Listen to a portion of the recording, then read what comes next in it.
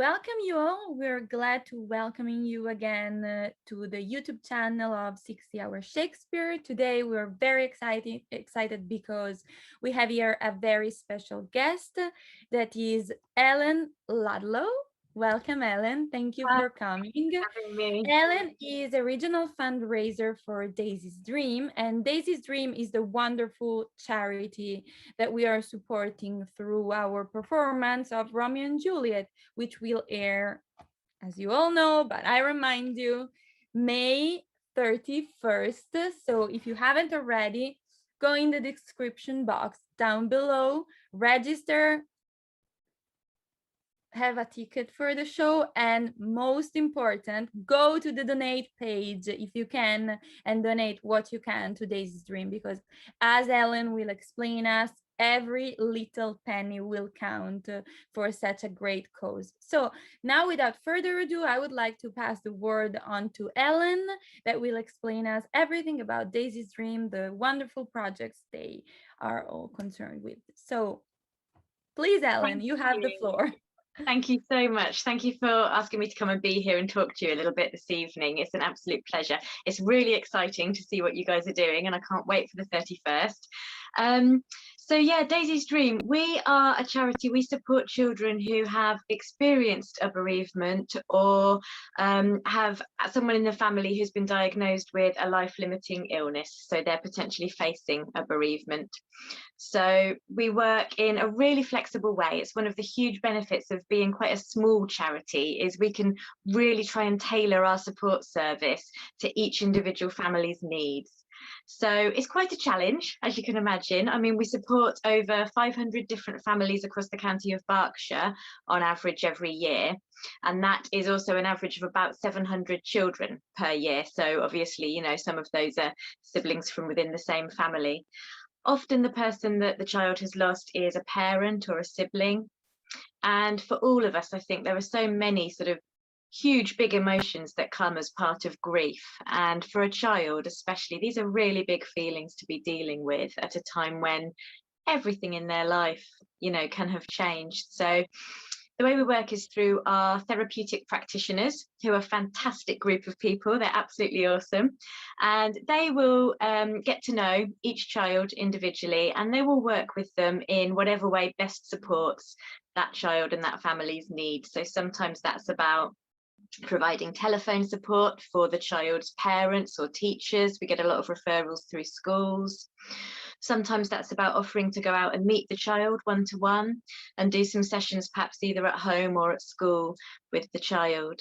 And there are lots and lots of different things that that they kind of work through and talk through with the child about their special person that they've lost, helping them be able to talk through memories, happy memories, talk through their feelings around what's going on in their life at the moment, and helping them perhaps gain some kind of understanding about the changes that are happening in their life and in their family dynamic.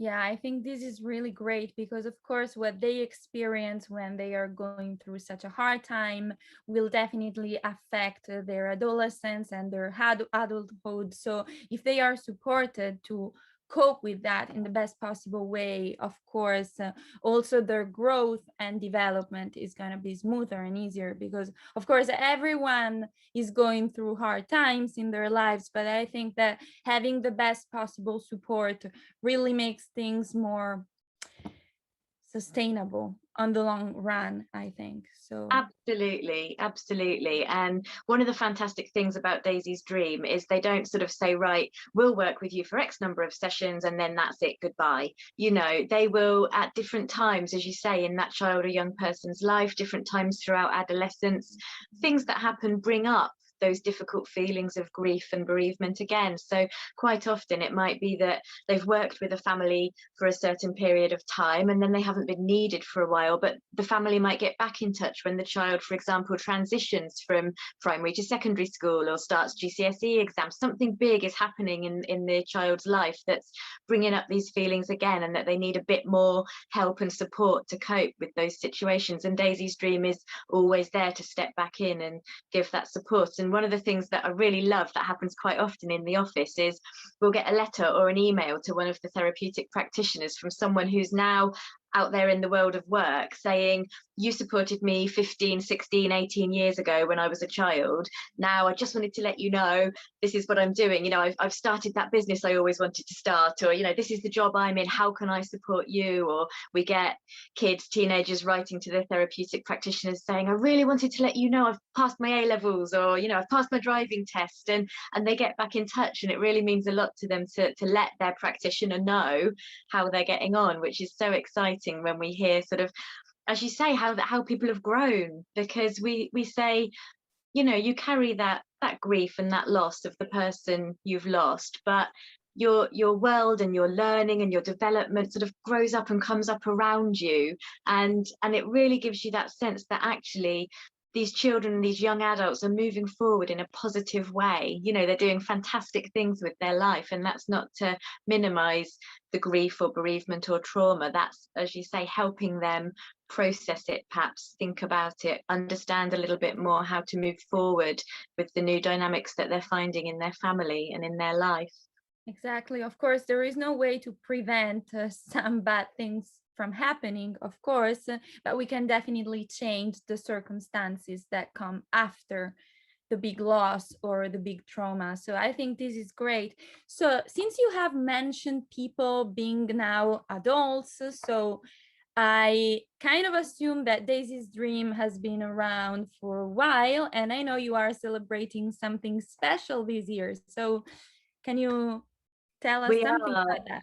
yes. So we're celebrating, it's our 25th birthday this year. We've been around 25 years supporting children and young people who have experienced bereavement.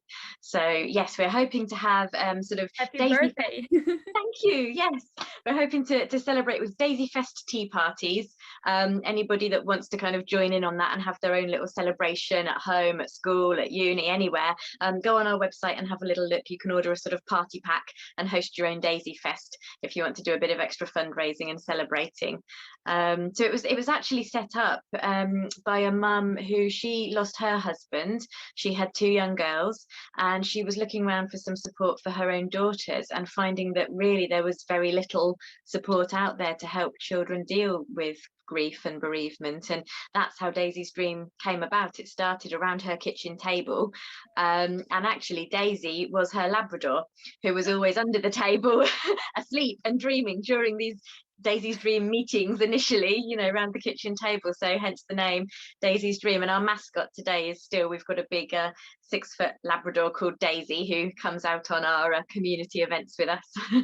This is so sweet. I love that. I was about to ask you about the birth of Daisy's Dream, but you prevented me. So this is such a cool story. It's so lovely. And also we know that, I mean, it's not strictly related, but I like that it's named after a dog, because I think that animals can be a great support in some phases of people's lives, especially children. So it's great that your mascot is actually a Labrador. I really love this concept. It's Absolutely. great. And the kids love it when she comes out to our community events. Yeah, she's a very big draw. Great. So we will put the link in the description box to your website, so people can go and check out all the initiatives around the anniversary, which is great. So since you are a fundraiser, and what we are doing, of course, is a fundraising activity, I would like to ask you, which are usually the projects that you put in place to support Days in Dreams, to raise funds and everything? How do you usually manage that? So, I mean, sorry, this year, as with absolutely everybody, has been very different to a normal year, as you can imagine. So normally, I guess there are three main strands to our sort of community fundraising, which is the corporates or the businesses who want to support us as a business, as a workplace, and sort of do projects or fundraising initiatives that way. There's the events that Daisy's Dream organises. So we have some sort of in-house events. So we, for example, organise a skydive. So if you fancy jumping out of a plane at 10,000 feet and getting sponsored to do it, we organise a Daisy's Dream skydive. Or if you fancy sponsoring someone else to do it so you don't have to do it. we organised that through Go Skydive, which is fantastic.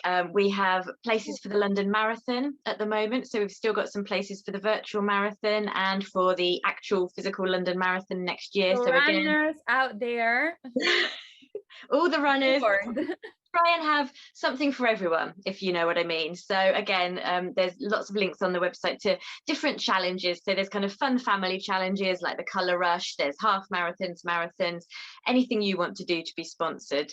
And then the third sort of way, the strand in which we fundraise, is out in the community with guys like you doing kind of things you're doing. So you're doing a project that, you know, you're doing for Daisy's Dream, but you're putting it all on in the community for the community. And that's really where a lot of our fundraising comes from. We get very little in, we get no government grants, and we get very little in other sort of community or private grants, but by far the majority comes from you guys out in the community, in businesses, in schools, private families, just saying, yeah, I want to do something for Daisy's Dream, what can we do to raise funds? So we're here really to come and support you guys in that, to say, right, yes, we want you to do that, what do you need from us, how can we help? That's so great. Yeah, I think it's a big part of the mission of 60 Hour Shakespeare, apart from, of course, sharing the word of the bard to the whole world. But one big part of its mission, which is the reason why I actually fell in love with Gavin Lee and Charlotte Klein, who are artistic director and producer of the company, is because they really put together arts, performing arts, and the excitement of beautiful Shakespeare plays with very noble causes. And I think it's great when people can work together to do amazing things together. So we are more than glad and honored to be here supporting Daisy's Dream. Thank you so So much. thank you, Ellen, for coming, for being with us, for explaining us something about Daisy's Dream, and generally for working with us. We really hope that we will raise as much as we can. So again, you all people watching, go down in the description box, donate, support, share, because of course, if you're unable to donate for any specific reason, also the word of mouth is very important to let majority of people know about Daisy's Dream and about our fundraising. So also just posting a link, sharing a photo can be a great help. I think that every little drop counts when it comes to making something good. Absolutely, So it does. Yeah, please help us spread the word. exactly, yes. So Ellen, thank you very much. I really hope you will be there in person or online on May 31st to watch our wonderful actors play Romeo and Juliet. So thank you very much. If you want to say one last word to say goodbye to our audience. Yes, just thank you. Thank you so much. Enjoy the performance and please go donate. The link's in the description. Yay! Bye bye, everybody, and see you next time on 60 Hour Shakespeare YouTube channel.